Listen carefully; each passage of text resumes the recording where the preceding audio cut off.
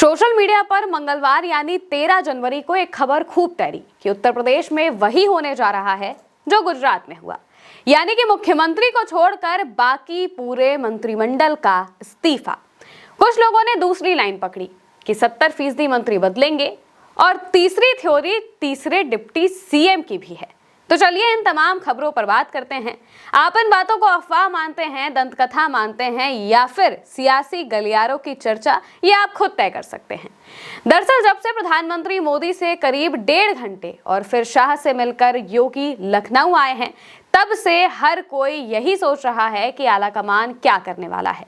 दिल्ली और लखनऊ के बीच सब कुछ सरल या सुगम तो नहीं दिखता। भाजपा के लोग कैमरा ऑन होने पर तो डबल इंजन की बातें करते हैं, लेकिन फिर दबी जुबान से ये भी पूछ लेते हैं कि बदलाव हो रहा है या फिर नहीं। अब बदलाव तो हो ही गया।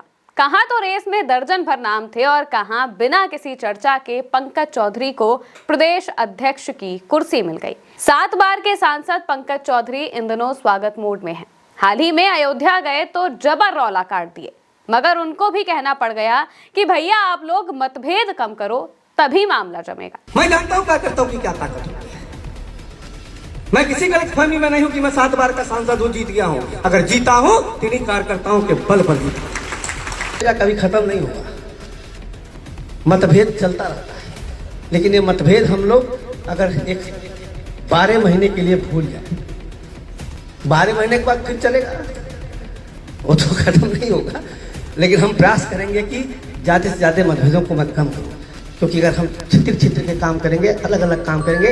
मंत्री टेंशन में है कि कहीं विभाग न छिन जाए, पदाधिकारी तनाव में है कि नए अध्यक्ष कहीं पर ना कतर दे, विधायक सोच रहे हैं कि कहीं टिकट ना कट जाए, और कार्यकर्ता तो जिंदाबाद जिंदाबाद कर ही रहा है। एसआईआर के मसले पर संगठन बनाम सरकार किसी से छिपा नहीं है, यानी भाजपा में इन दिनों बेचैनी तो बहुत है। दूसरा, अखिलेश यादव हर रोज कुछ ऐसा कर देते हैं जिससे भाजपा का बीपी लो हो जाता है।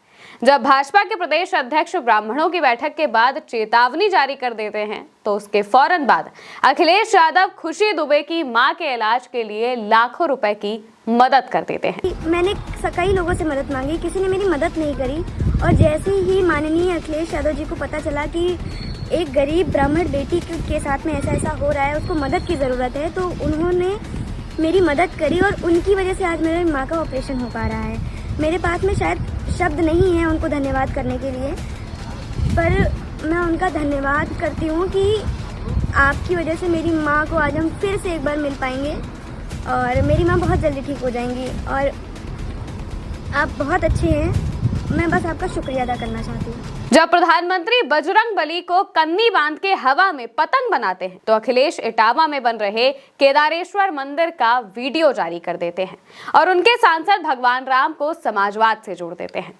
जाति समीकरण में अखिलेश ने भाजपा को पहले ही पछाड़ दिया है, फिर अयोध्या में हरा भी दिया और अब सनातन की पिच पर उतर गए हैं। दोस्तों, 2026 चुनावी तैयारियों का साल है, मगर भाजपा ऐन मौके पर मंत्री बदलने जा रही है। जाहिर है जिसका मंत्री पद जाएगा उसके कार्यकर्ता और उसकी जाति के वोटर मायूस होंगे, मगर क्या किया जाए। मंत्रियों और विधायकों ने बीते 4 साल में जिस तरह जनता से दूरी बनाई है, भाजपा भी उसको समझ रही है।